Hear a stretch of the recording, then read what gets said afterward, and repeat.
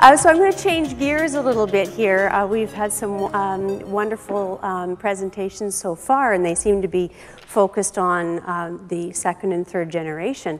But my family story is actually a first generation story.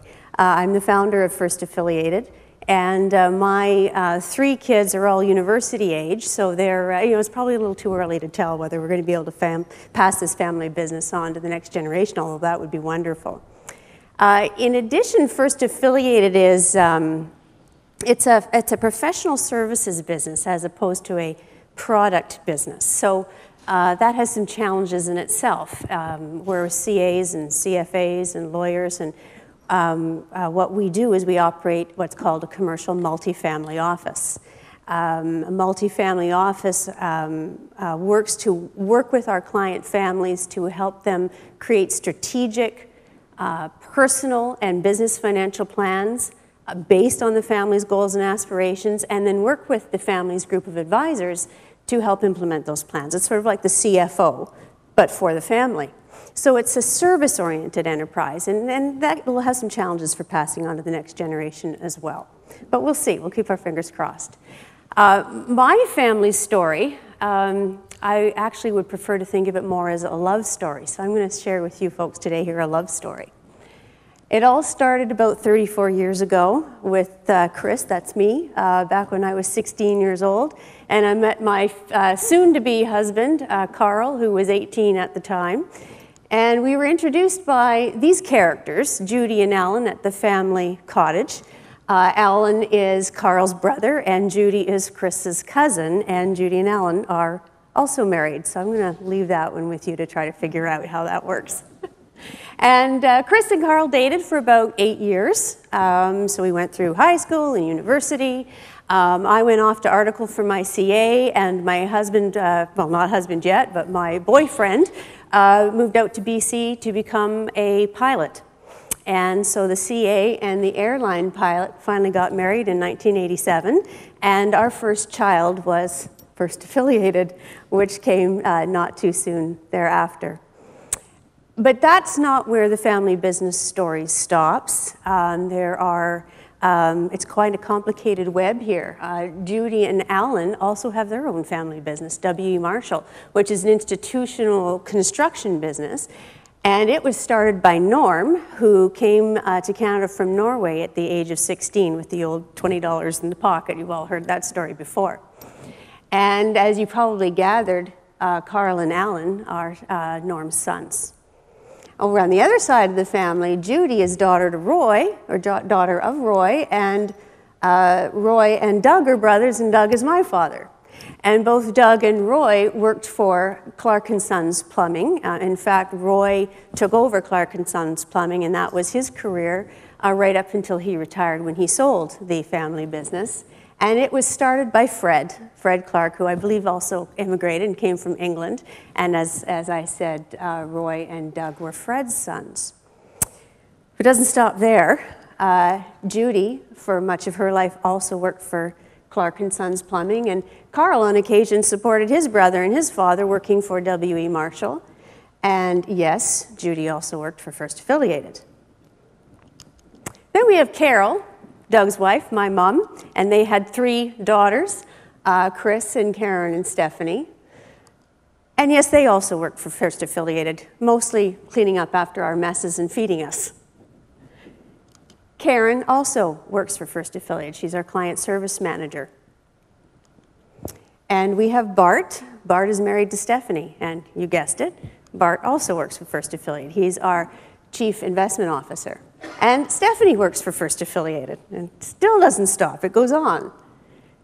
Chris and Carl had Stephen, Eric, and Rachel, those 3 handsome children you see there. And Stephen hopes one day to be the 3rd generation with W.E. Marshall. And both Eric and Rachel have worked and continue to work with First Affiliated, as does Karen's daughter, Amanda. Karen has a partner, Mike, who also has a family business. And you guessed it, she helps him whenever she can when we give her some time off. And so does Amanda, Eric, and Stefan. And I've got to stop here because I've run out of room. So as you can see, this is a very messy, complex web, and I challenge everybody in this room to try and apply the three-circle model to that mess. But the one thing that comes clear through that is, for us, family supports business, and business supports family. The two are all very intertwined. And that really brings me to my first lesson to share with you today in my experience in raising this first affiliated family here, is that I highly recommend working with family whenever and wherever possible. When First Affiliated started 25 years ago, it was a brand new baby. We thought we knew what we were doing, but we really didn't. You know, we were moving by the seat of our pants. We had very little resources, sleep being one of the things we lacked most, as all new parents do. You know, we were working 24/7 just to try and make payroll every month, and most of the time we weren't even on the payroll. So it was a very intense time, and it was a time where First Affiliated required 100% supervision. And who else would you rather trust your precious baby to than family? And we were very, very fortunate that our family stepped up, and many of them came to work with us and support us through that very challenging time. But there were two very important factors to making that a success, and one is the three-circle model. Now, we're talking 25 years ago. I'm not even sure how well Cafe was working with the three-circle model at that time, but we certainly didn't know about it technically, but intuitively we understood it. We understood the importance of creating these boundaries between the decisions and the processes within a family versus within the business versus within the ownership structure. So I won't spend a lot of time on that other than to tell you that those boundaries keep changing and keep moving, and you need to be on top of that. But the second factor was that of sacrifice. And at that early stage in a new child's life, sacrifice is so important. I myself, as an example, I had 3 babies during that first 8 years of First Affiliated's babyhood. And I remember the third child, after about 40 hours of labor, I'm eating the best grilled cheese sandwich I have ever had in my life in the hospital. And my husband looks at his watch and he says, "You have an appointment in 2 hours. Did you want me to cancel that?" Yes, that'd be a good idea. So there was no maternity leave for this gal. But I wasn't the only one to make sacrifice in this family business. My husband was an airline pilot, and he left that career behind, and he became our chief operating officer. My brother-in-law, Bart, who I mentioned, had a career on Bay Street as a CFA, working for one of the large institutions. He gave that up to come and support the family business. My sister was a university-educated early childhood educator running a fairly large daycare. And she decided that she would leave that position. She had 1 child, was pregnant with her second, and she would come to my home and run a daycare out of my home, taking care of my 2. And it was about 3 weeks after she started that I told her I was pregnant with my 3rd. So she had 2 at the same time. Talk about sacrifice. And when those kids were off at school and on their way, she sacrificed yet again. And she went back to school and she became a certified financial planner and is now our client service manager. So that theme of sacrifice is so critical to the starting of raising a baby into childhood. And I'm very, very grateful that my family was there for us to help us be successful in that process. So now we move forward. Child's about 8, maybe between 8 and 12 years old, and that child is a lot of fun right now. He's got a bit of an identity, he's comfortable with himself, comfortable with the world, getting into all kinds of things, lots of opportunity, lots of excitement. We as parents still control this child. This child does what we tell it to do, which is wonderful, and it was a really good time. We had the markets were cooperating for us during that period of time. We were very fortunate to be on the leading edge of the family office business in Canada, and were able to work with some US providers to create some innovative technologies that gave us a leg up against our competition, and still to this day serves us very, very well. We were fortunate enough to bring on some fantastic clients during that time and still work with them today. first affiliated, had some cash for a change. And that allowed the family, my family, to also reap the rewards during that period of time.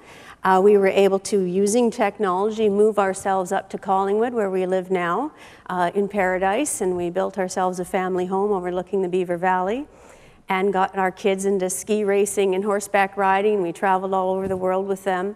So times were excellent at this point in raising this child.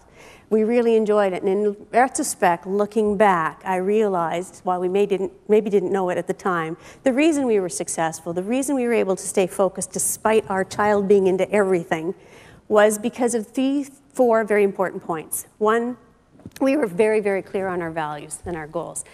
Values such as, well, even John said it, family first, business second. Our clients' needs come first, ours secondary. Relationships are of primary importance. Money is second. It'll follow. Fairness, integrity, loyalty, honesty, and a work-life balance. All of those values helped us stay focused and not get into too many things at once, and it helped to drive us toward our mission, which still is, even today, to set the standard for how we think financial planning and family office services should be provided, i.e. objective, biased, and not tied to any product sales. Thirdly, we understood our capabilities, and where we didn't have capabilities, we either hired them or we went out there and we gained the experience and got the education. We also had a written plan. Now, that plan changed form and changed direction many times, and that's okay, but we had a plan and we monitored that roadmap and how to get from point A to point B. And probably most importantly, the priorities. And the priorities were guided by that value system. For example, the 80-20 rule. You spend 80% of your time and energy focusing on those 20% of activities that produce the highest results. So we had a good time. It was crazy, though. It was chaotic, but a lot of fun. But before too long, we ended up with an adolescent. And he thought childhood was rough. Adolescent got really tough. And the company's about 15 years old at this point. And like all good adolescents, it wants to go out there and stretch its wings. It wants to be independent of its parents. And the parents recognize the importance that that child should go out there and be independent, but they know that it really doesn't know what it's doing. So they have to maintain control and supervision over the process. Some mistakes got made along the way, thankfully nothing too major, but a couple of major lessons were learned during this process. And the first was the importance of culture, and we talked about this a little earlier this morning. Culture is really nothing more than the personality of the firm, which is an accumulation of the beliefs and values of the people within that firm. And as all good adolescents do, they go out there and they make new friends. They try to bring in outsiders into the family, people who aren't family and friends, who don't necessarily know the culture. And if you don't make the right cultural fit, it's like a thorn in your side. It can have a devastating impact on the energy in that firm. Someone said it this morning, it's like sucking the oxygen out of the room. And we made that mistake a few times. We hired people that had the qualifications, they came at the right price, they had the right experience, but we didn't perhaps understand fully or know how to assess their cultural fit. And unfortunately, they had to move on. The other factor that we learned at that time was the importance of carefully and slowly and with discipline systematizing the major functions within the firm, so marketing and human resources and finance. And there's really 3 key factors, I think, in that process.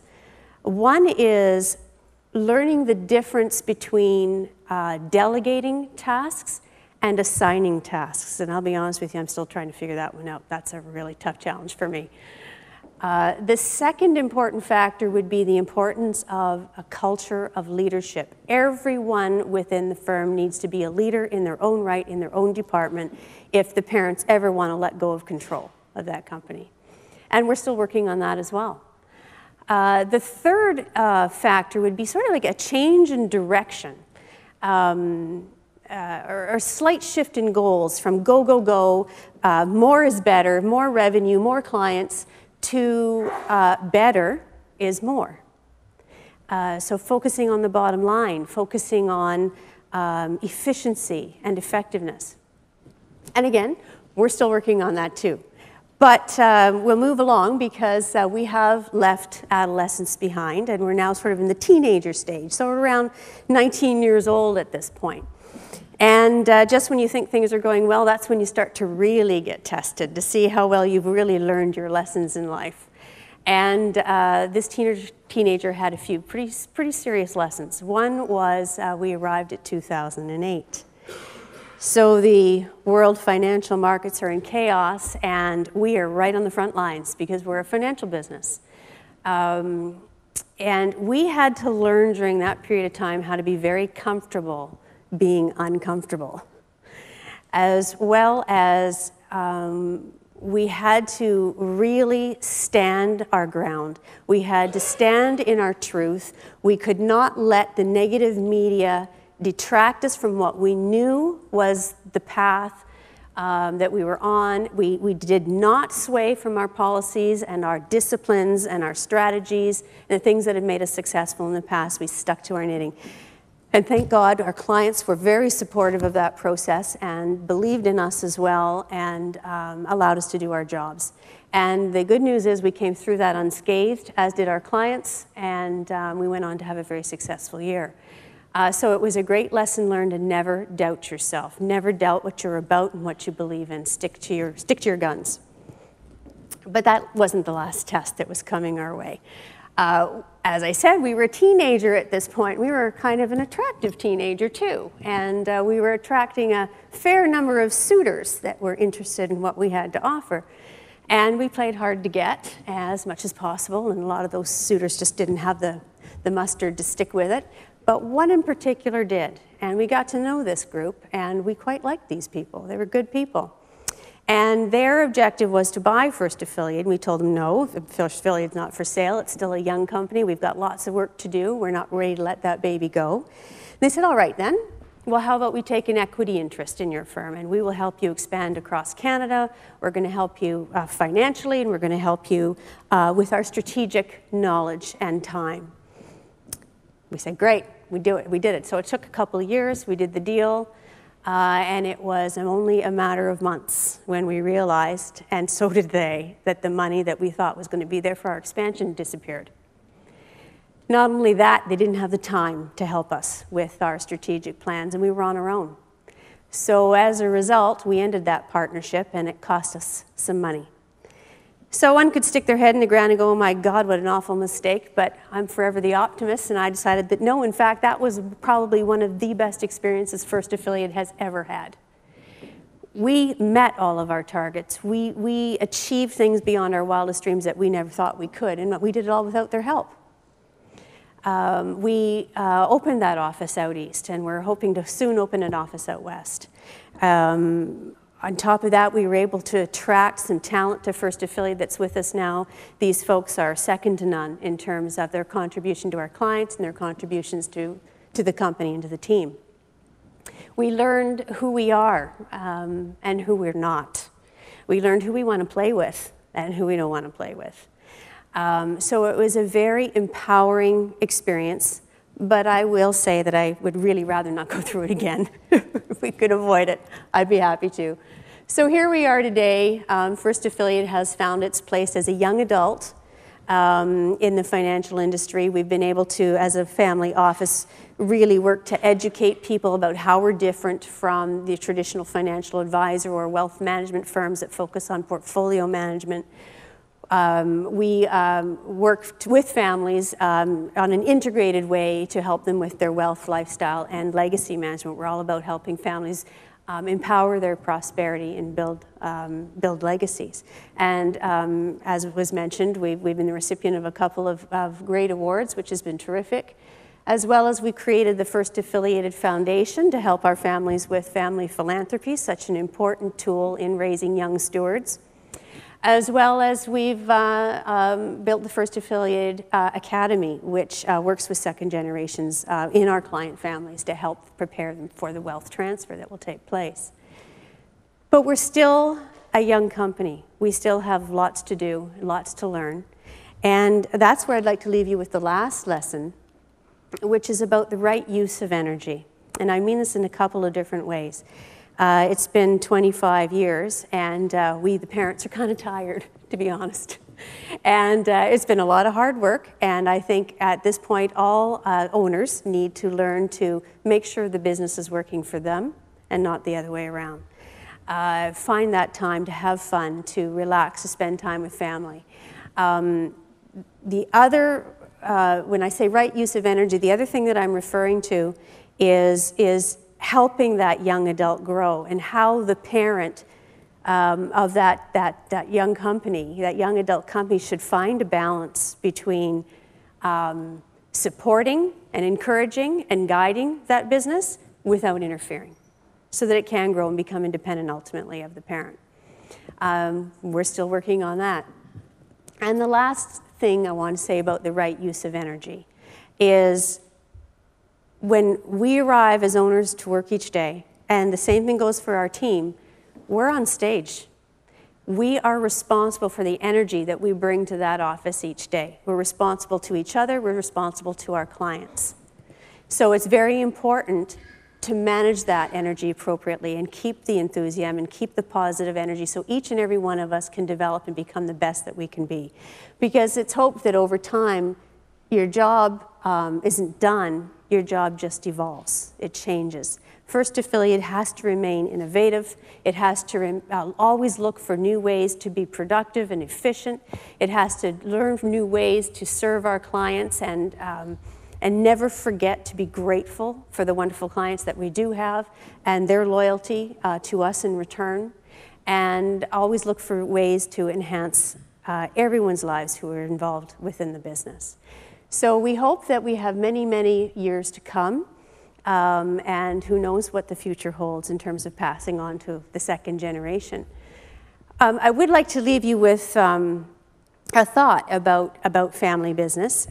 Those who aren't in family business, you know, they might be private business owners, partnerships, or public companies.